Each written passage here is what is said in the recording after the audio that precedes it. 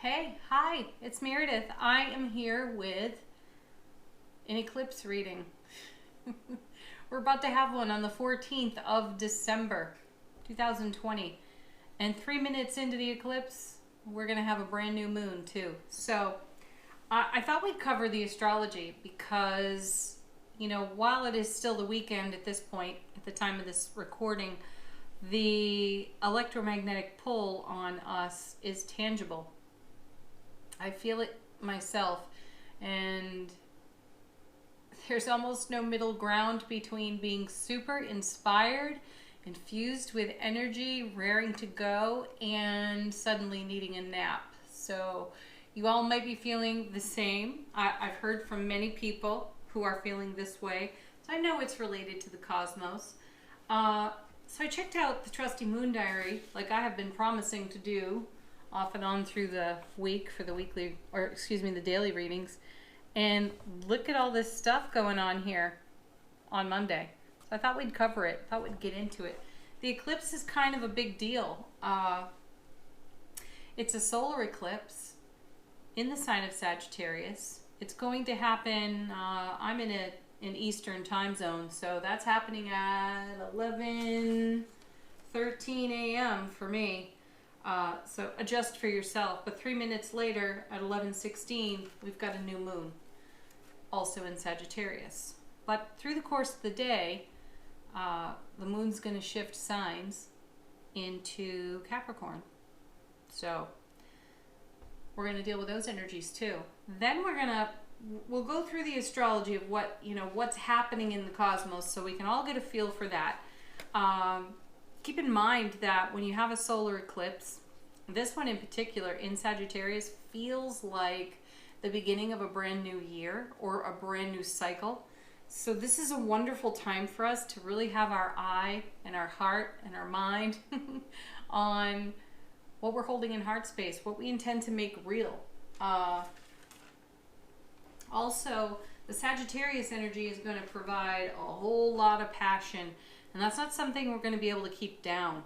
It's lovely to be inspired and, nurture our inspirations in heart space and not necessarily share them, talk about them. But, it's going to be like a great big solar flare for us.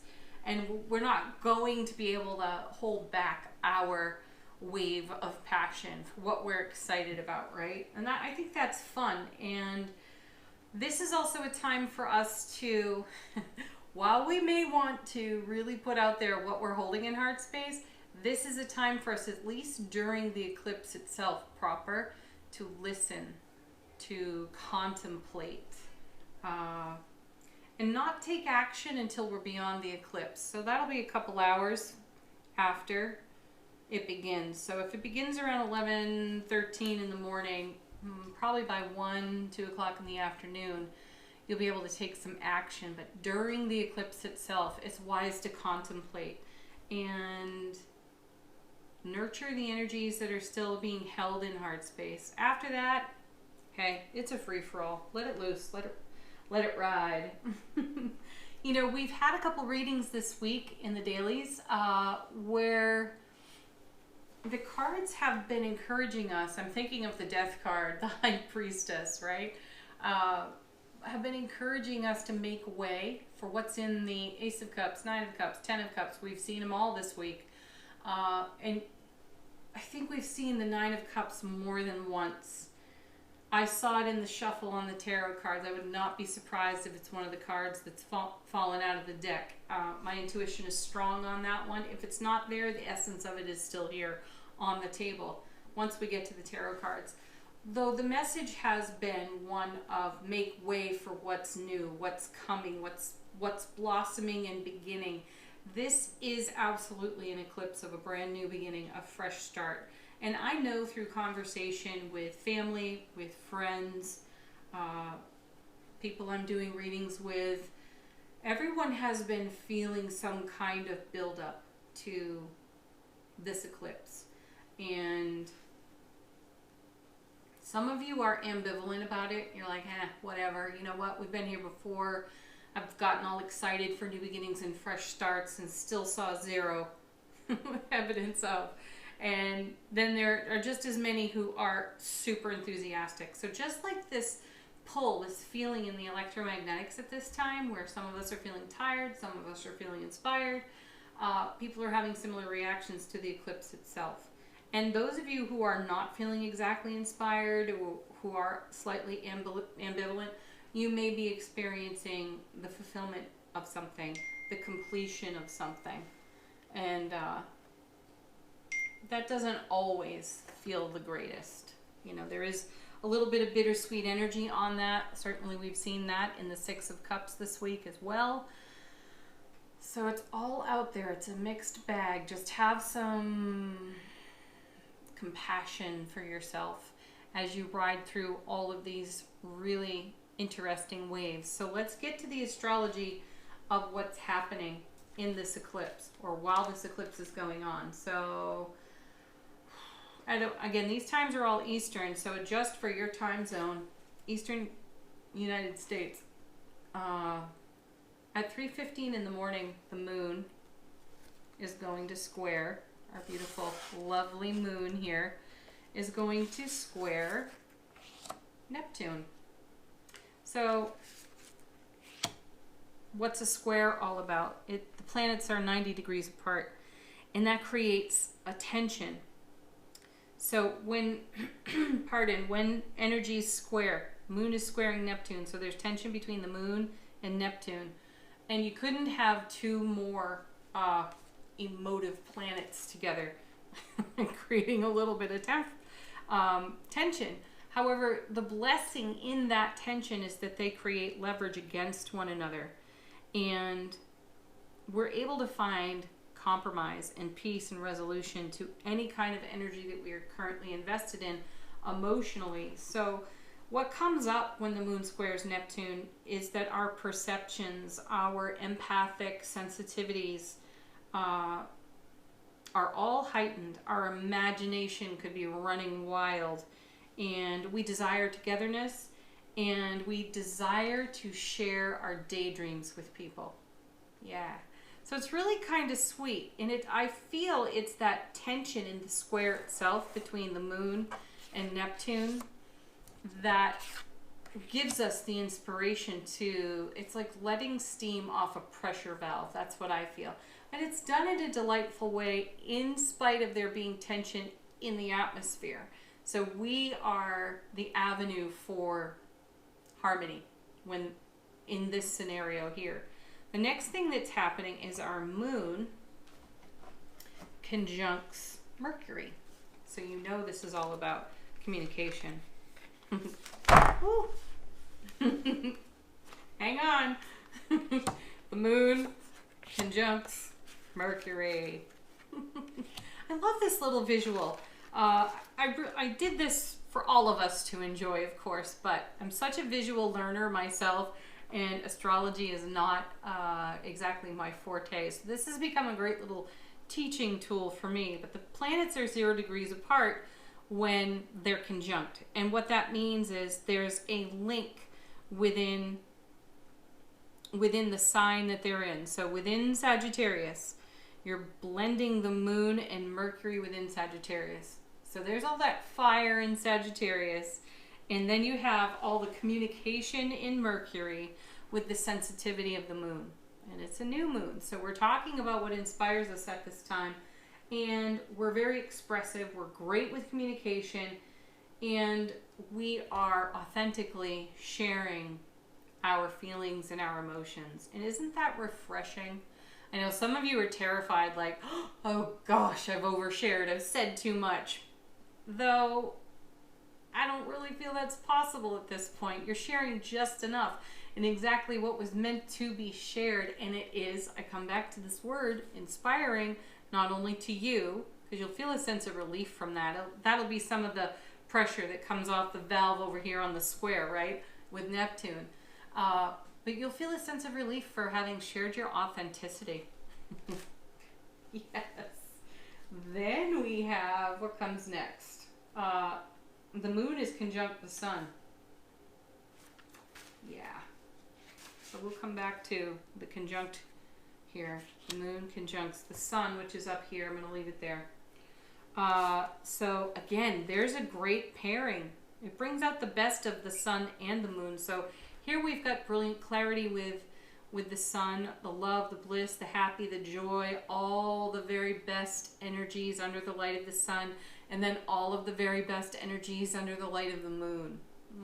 And you have the counterpart of divine feminine, divine masculine. So the moon is also, where's my little card for this? Void of its course during this time, I think. I thought it was. Let me double check my little notes here. Yeah, moon conjuncts the sun and it's void of its course at 11:16, which is where we go into the new moon itself. So what does that mean? That really means that when the moon's void of its course, it's moving up to switching signs. So as I said, we're going to move out of Sagittarius with the moon today and into Capricorn, which is really fantastic because that means we got a whole lot of fire coming right into Earth. And that means making things tangible. But what does it mean when the moon is void? It means that potentially nothing will come of that energy. But what I intuitively feel while I was looking this up is that we'll get to have a nice glimpse of our ego and how the ego is being met by our vibrant, vital soul energy. And we'll be able to see with some interesting clarity, moon and sun, masculine, feminine, within self. We'll be able to see where the ego starts to derail us, and there'll be zero judgment for it. It'll be an opportunity for an epiphany for us. We can have the aha moment of, oh, look at me undermining myself with an ego thought, with old programming belief system, right? Ooh, I recognize the program. Let me let me extract myself from that. Yeah, pull yourself right out of it, which is awesome. And again, it leads into this energy of starting a new cycle, starting a brand new year with what we're holding in heart space. And when you remove that layer of ego sabotage, then we're able to be much more productive. I think that's fantastic. What else do we have here with this? Yes, stability. When the moon is conjunct the sun, we have stability. And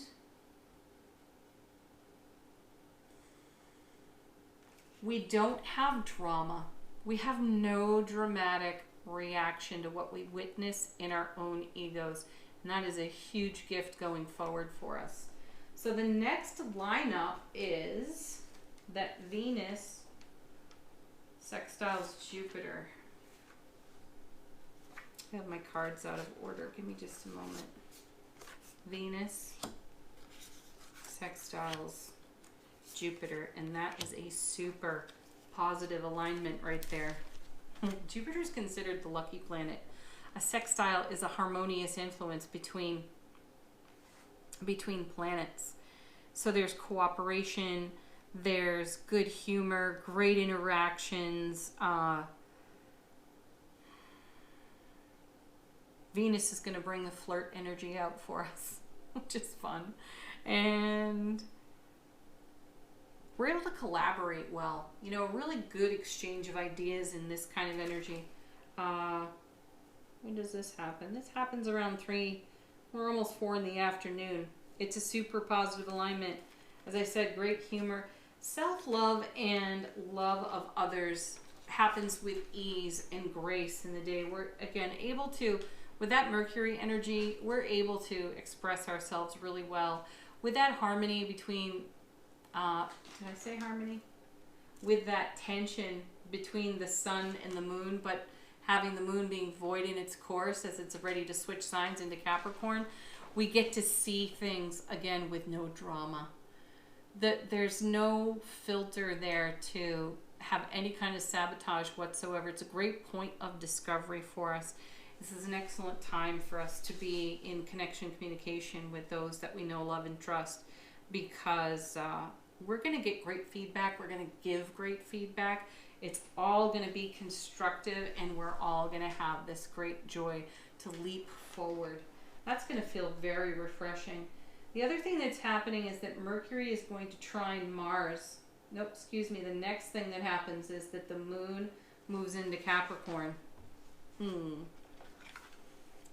What do I have for cards on this one? Yeah, the moon switches signs now into Capricorn.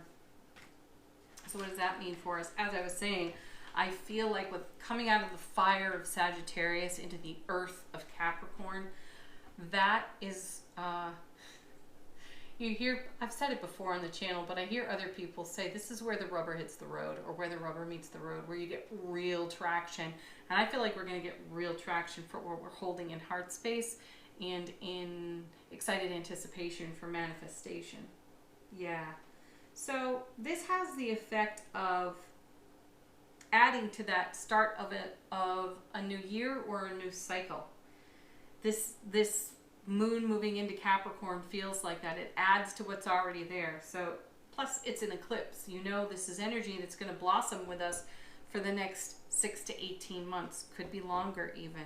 So this isn't just a, hey, look what happened on Monday. Look at how the astrology aligned on Monday. This is actually setting something in motion for us. Everything we're talking about here. So run that through your heart space and what you're holding in manifestation. What you're nurturing into manifestation. Yeah. Where are we investing our energy? Are we making it real? Are we taking steps? If we haven't been, we will be. We won't be able to stop ourselves. And then the next thing that happens, I think it's the last thing that happens, astrologically speaking, sometime in the 11 o'clock hour at night, Mercury trines Mars. Yeah. I'm not going to dig Mercury out of here. Well, maybe I will. Here it is. Mercury trines Mars. So what happens when we have a trine? So we have a natural flow. It brings harmony. It suggests harmony and ease. Our skills and our talents rise up for us to engage and express, and it happens like second nature. I have it written as serendipitous here, and it is. You lean right into your skill and your talent, and you're able to make something of it. So again, Mercury, the communication planet, Mars, a planet of action, right?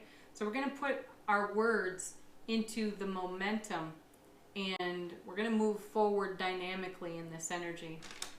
Woo, that's some fantastic stuff. That's just the astrology.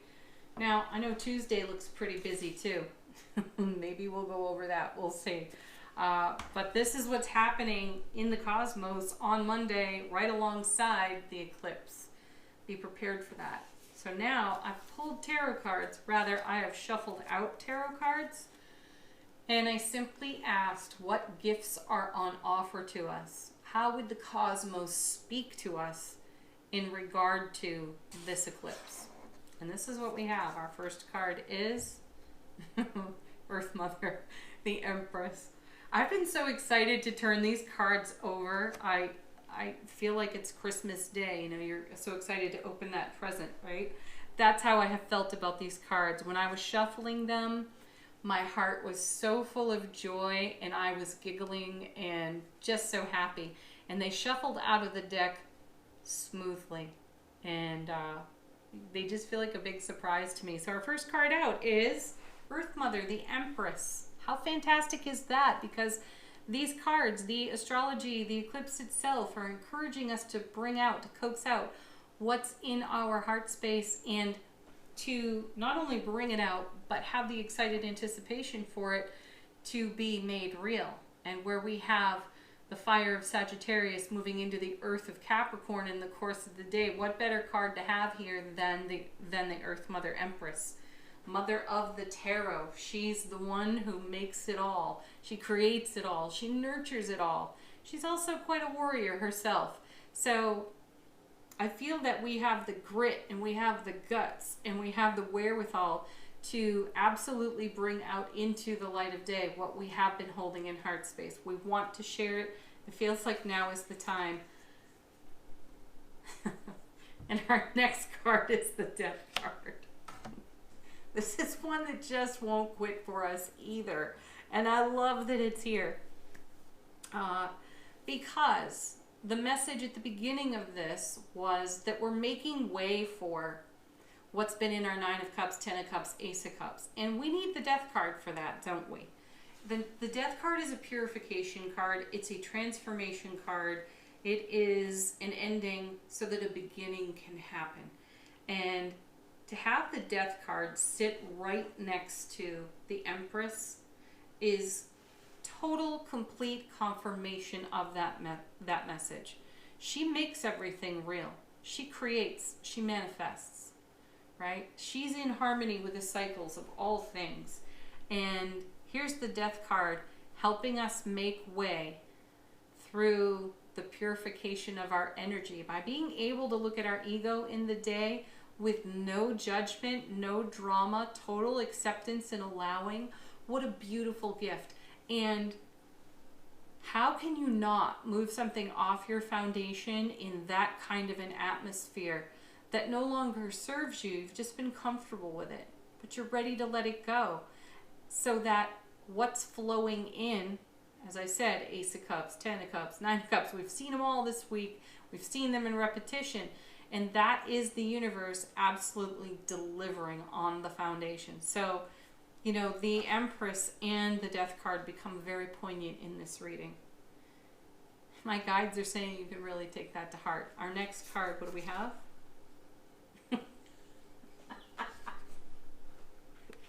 Oh yeah, the High Priestess. This is not the first time this has happened this week. Holy moly, look at that. So, where is it here? What is it at the beginning? I gotta check my little notes here that I made for the reading. The Moon and Neptune, right? Our perceptions, our empathic sensitivities, our intuition, our psychic gifts. They're super heightened, and our imagination is full and wild and free. And I feel like this is what the High Priestess is representing today for us.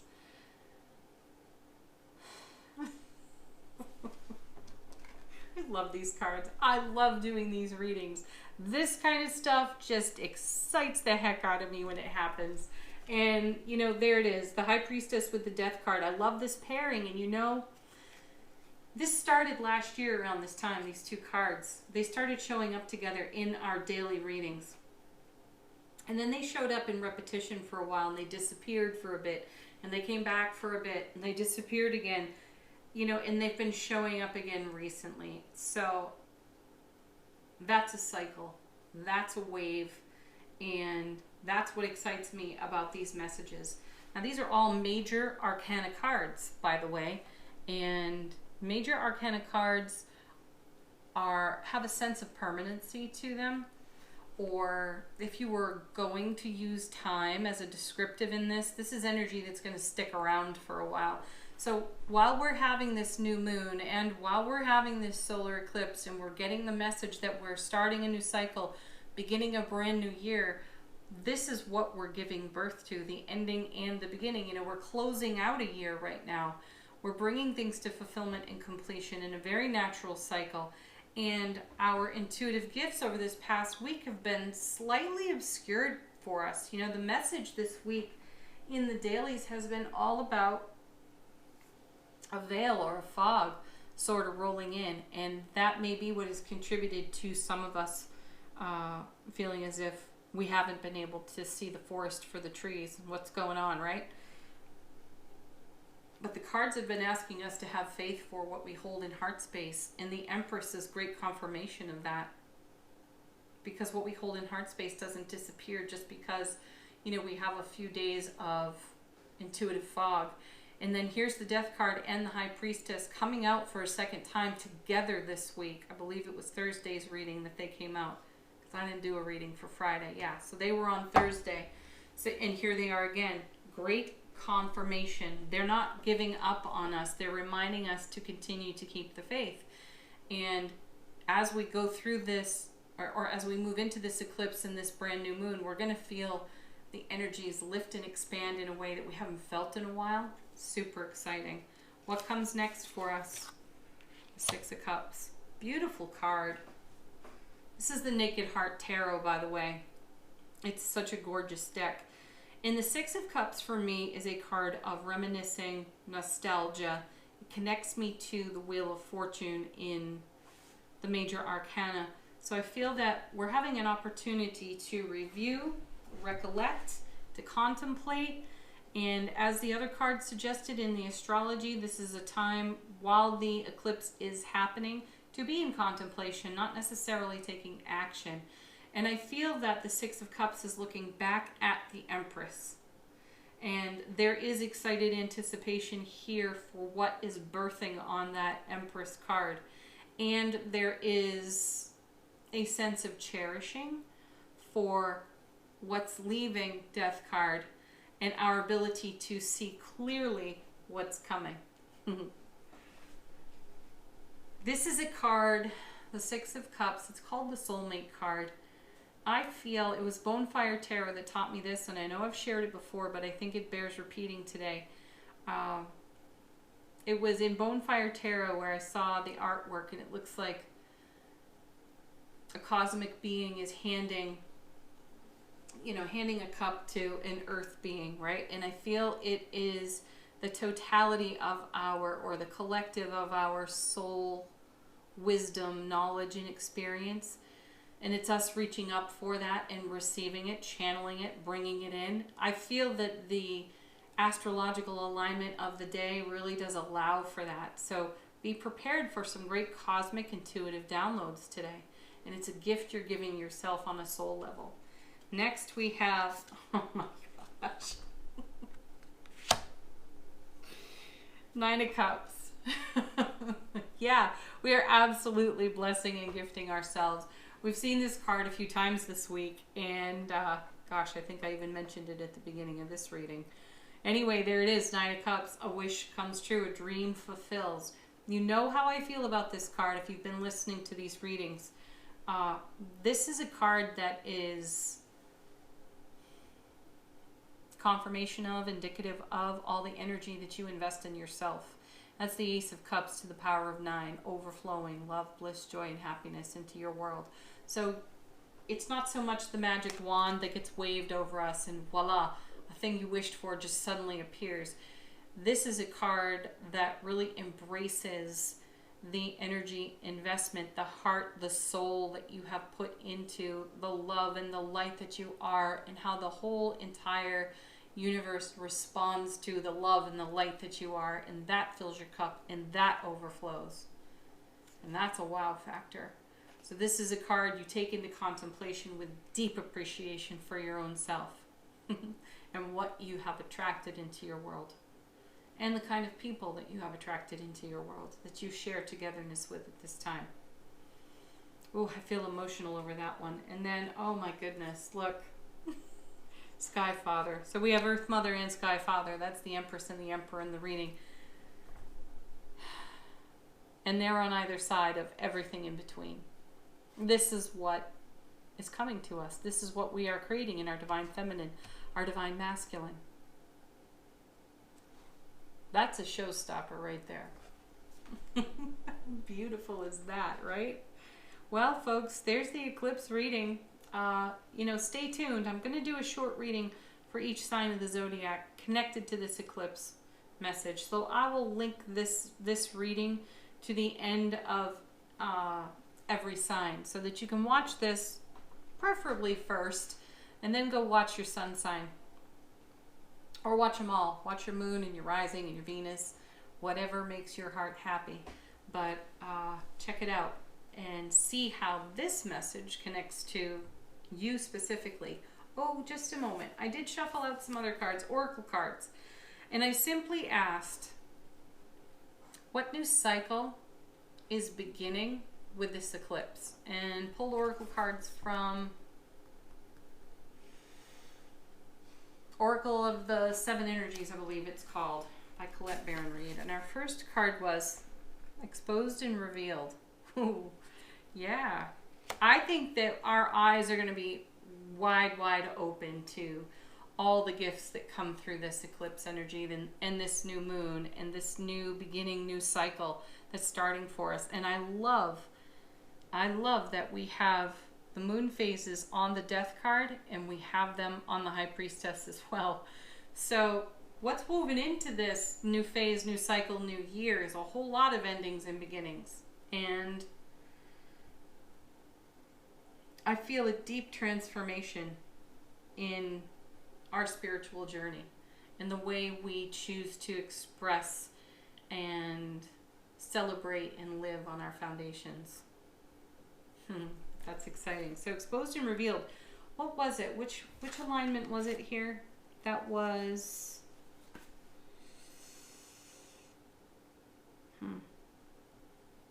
Was it the moon and the sun, or it was Venus and Jupiter? Anyway, it was about our passions rising and us not wanting to hold them back at all. And I feel like that's the new cycle. That's the new beginning here. That's what's exposed and revealed. We can't hold back what's in our heart anymore, nor do we want to. And the energy atmosphere is calling for it. So we're responding to it. And our next card is Beyond the Ordinary. Yeah, it will be. We are going beyond the ordinary because, you know, we've been checking out the comfort zone, which is the very edge of our sphere of influence, right? We've been checking that out, and we want to stretch what we think are limits, or, you know, remove what we sense could be a boundary between us and, you know, our passion, our joy, and the expression thereof, right? Then we have, look at this, gosh, this card is so beautiful. Sacred Reverence. Gorgeous card. Yeah, we do have reverence for this whole process. I sense that we are innocently in awe and wonder at this time. Because we're stepping into a divine matrix of our own creation. Empress, Emperor, right? We are making a divine matrix. We are moving in an ascended way into this kind of energy. And that's why getting a glimpse of our ego and its potential sabotage in a way that is witnessed and without judgment, that is really seen through the eyes of unconditional love, gives us that opportunity to peel off programming which would withhold us from what we're seeing here. And then our last card. A divine matrix of great big love. Now that is something to have sacred reverence for. That's definitely going beyond the ordinary. And why wouldn't we want to expose and reveal that? The atmosphere is ripe for it, it's calling for it, and we're responding. I think that's so beautiful.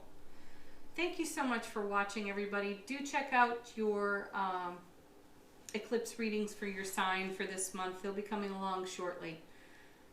Peace, love, joy, happiness to each and every one of you. Namaste.